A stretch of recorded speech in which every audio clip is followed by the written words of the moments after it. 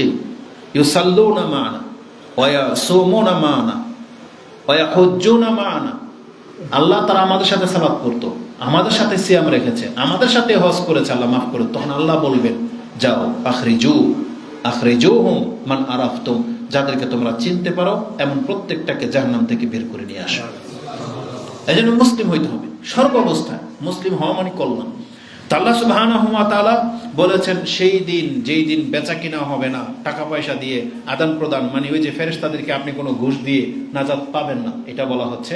সেই দিন আসার আগে দান করার কথা বলা আছে, এটা হচ্ছে বিষয়। মানে পরকালের নাজাতের জন্য দান মানুষের জীবনের আল্লাহর অনেক বড় একটা অনুগ্রহ, অনেক বড় অনুগ্রহ।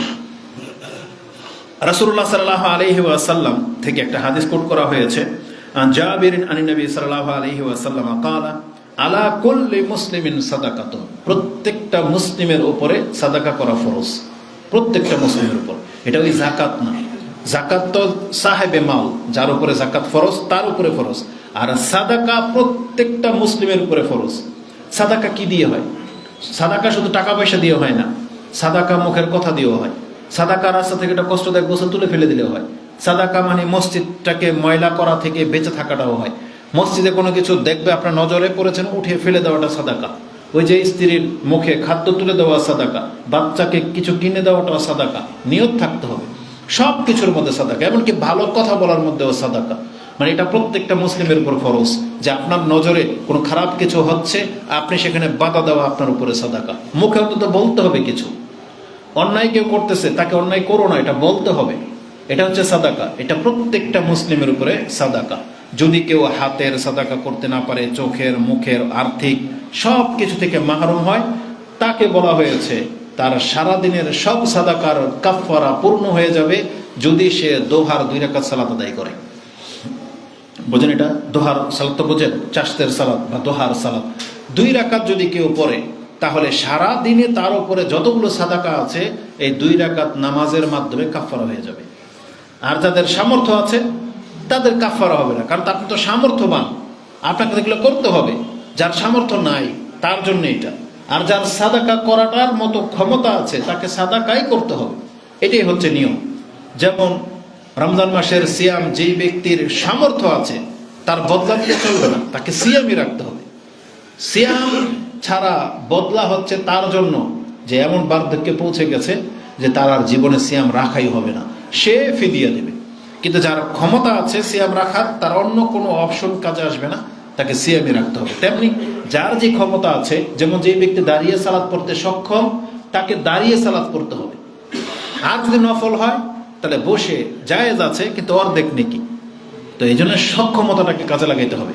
সাদাকা করার যার সক্ষমতা আছে তাকে সাদাকা করাটাই উচিত, কারণ এটা প্রত্যেকটা মুসলিমের উপরে ফরজ করা হয়েছে। হাদিস মুসলিমে আছে, হাদিস 2223 2223 নম্বর হাদিসটি রয়েছে। একটা আশ্চর্যের ব্যাপার হচ্ছে, সাদাকা সংক্রান্ত যখনই আমি কথা বলি একটা আয়াত নজরে আসে। আল্লাহ সুবহানাহু ওয়া তাআলা একজন মালিক আর একজন কৃতদাসের উদাহরণ দিয়েছেন কোরআনে।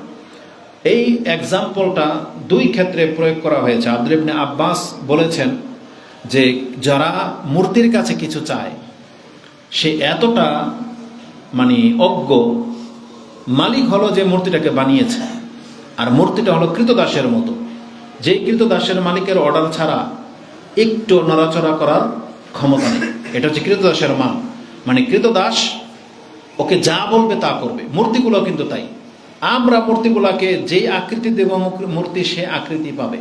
আমরা হিলাইলে মূর্তি হিলবে, নাহলে হিলে না। যেমন মুর্দাকে আমরা গোসল করার সময় যা করি আমরা করি। মুর্দা কি ঘুরতে পারে?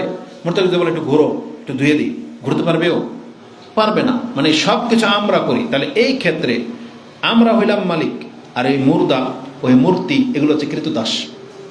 তা আল্লাহ সুবহানাহু ওয়া তাআলা ঠিক এই এক্সাম্পলটাকে দিয়েছে যারা ধনী। মালিক মানে যে মালিক আর যে কৃতদাস, এখানে ধনী আর গরিব না, ভাষাটা আপনি বোঝেন। ধনী গরিবের ব্যাপার না, এখানে হলো যার সচ্ছলতা আছে সে মালিক, দিতে পারে, আর যে দিতে পারে না সে হচ্ছে কৃতদাস। এই কথাটাকে আল্লাহ সুবহানাহু ওয়া তাআলা এইভাবে বলেছেন, দারাবাল্লাহু মাসালান আবদান মামলুকান লা ইয়াকদিরু আলা শাইইন ওয়া মান রাযাকনাহু মিন্না রিজকান হাসানান ফাহুয়া ইউনফিকু মিনহু সিররাও ওয়া জাহরা হাল ইয়াস্তাউন। আল্লাহ বলেছেন তোমরা ওই দুই ব্যক্তির দিকে তাকাও তো, একজন হলো কৃতদাস। এখানে আল্লাহ কর্মচারীর কথা বলে নাই। প্রত্যেকটা শব্দের পৃথক পৃথক মানে আছে, প্রত্যেকটা শব্দের পৃথক পৃথক গুরুত্ব আছে। আল্লাহ চাইলে বলতে পারতেন মালিক আর কর্মচারী, কিন্তু আল্লাহ বলেছেন একটা কৃতদাস। কৃতদাস মানে বুঝেন, কর্মচারীর কৃতদাসের পার্থক্য কি? কর্মচারী হলো আপনার ঘরে যে কাজের মেয়েটা, এটা হচ্ছে কর্মচারী। ও যদি এখন বলে করলাম না আপনার কাজ, লাগবে না আপনার বেতন, ওর জন্য এটা জায়েজ, কারণ ও তো স্বাধীন ব্যক্তি, ও টাকার বিনিময়ে আপনার কাজে আসছে। আপনার পছন্দ হইলে না আপনি করবেন না, অন্য জায়গায় কাজ করবে। কিন্তু কৃতদাসী হইলে ওর ক্ষমতা হইতো অসম্ভব। কৃতদাসী হইলে ওকে আপনার ওর সাথে সহবাস করাও জায়েজ হয়ে যেত। ওকে যদি বলতেন সারা রাত বসে থাকবি, বসে থাকতে হইতো। ওকে যদি বলতে খবরদার একটা দানা তুই খাবি না, আজকে খেতে পারবে না, এটা হচ্ছে কৃতদাসী। কৃতদাস, কৃতদাসকে যদি বলে তুই সারা রাত বসে বাইরে বসে আমাকে বাতাস দিবি, ও তাই করতো, এটা হচ্ছে কৃতদাস। মানে ও হচ্ছে একটা এমন পাথরের মতো, ওকে যেমনে রাখবেন এমনে থাকতেও বাধ্য, এটা হচ্ছে কৃতদাস। আল্লাহ বলেছেন দারাবাল্লাহু মাসালান আবদান মামলুক। একটা কৃতদাসের উদাহরণ হলো লা ইয়াকদিরু আলা শাইইন, সে কিছু করার ক্ষমতা রাখে না। তার মানে তার সামনে এক ব্যাগ টাকা, তার খিদা লাগছে, এই টাকা থেকে একটা রুটি কিনে খাওয়ার ক্ষমতা ওর নাই, কারণ হচ্ছে কৃতদাস। ওকে রাখালি হিসেবে এই টাকাগুলো দিয়ে বসায় রাখা হয়েছে। কিন্তু মালিক হলে কি করবে? সে টাকা কার্পণ্য করবে, 5 টাকার জায়গায় 1 টাকা তো হলে বুঝে খেতে পারবে, তাই না? কিন্তু একটা কর্মচারী মাঝে মাঝে এটা করে যে আমার বেতন থেকে কেটে নিয়েন, কিন্তু কৃতদাসের ক্ষমতা নেই।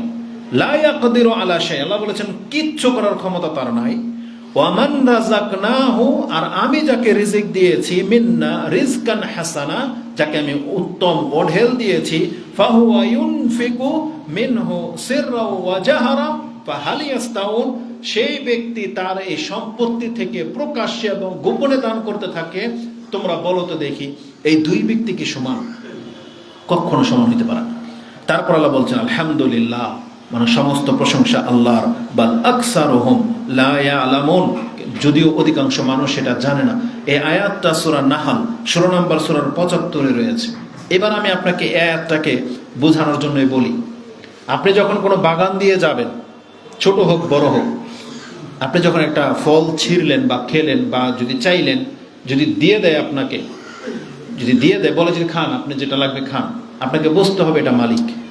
বুঝতে হবে কি এটা মালিক, কারণ মালিকের ক্ষমতা ছাড়া একটা কৃতদাসের ক্ষমতা হয় না। ওই আমাদের কর্মচারীরা এটা করে বন্ধু হওয়ার কারণে, এলাকাবাসী আপনাকে চিনছে, আপনি ওইখানে মালিক হিসেবে কাজ করে, ওরকে হয়তো মালিক অনুমতি দিয়ে রেখেছে যে তুই যেটা যেমন হয় ভালোভাবে করবি।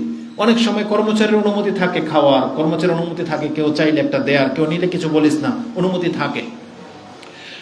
আমি ওই ব্যক্তির কথা বলতেছি না, যেই ব্যক্তিকে বলা হয়েছে একটা কিছু যেন মিসিং না হয় বা কোনো লড়চড় না হয়, দায়িত্ব দিয়ে দেওয়া হয়েছে। আপনি যদি ওকে বলেন একটা দেন, ও বলবে যে না মালিকের নিষেধ আছে, দিবে না। আর যদি সে দিয়ে দেয়, মানে কোন একজন ব্যক্তি, আপনাকে বুঝতে হবে এটা মালিক। কারণ আল্লাহ বলেছেন যাকে আমি মালিক করেছি ওর তো কারো ধন্যাদরের ব্যাপার না, ওর পকেটে তো অনেক টাকা। এখন ও যদি দিয়ে দেয়, ওকে কে বলবে তুই দিলি কে? আপনাদের পকেটের টাকাগুলো এখন যদি আপনারা দেন, এমন কে আছে আপনাকে এখন নিষেধ করবে যে তুমি দিলাকে, ওই টাকাগুলা কই? কেউ বলবে? কেউ বলবে না, কারণ মালিক তো আপনি।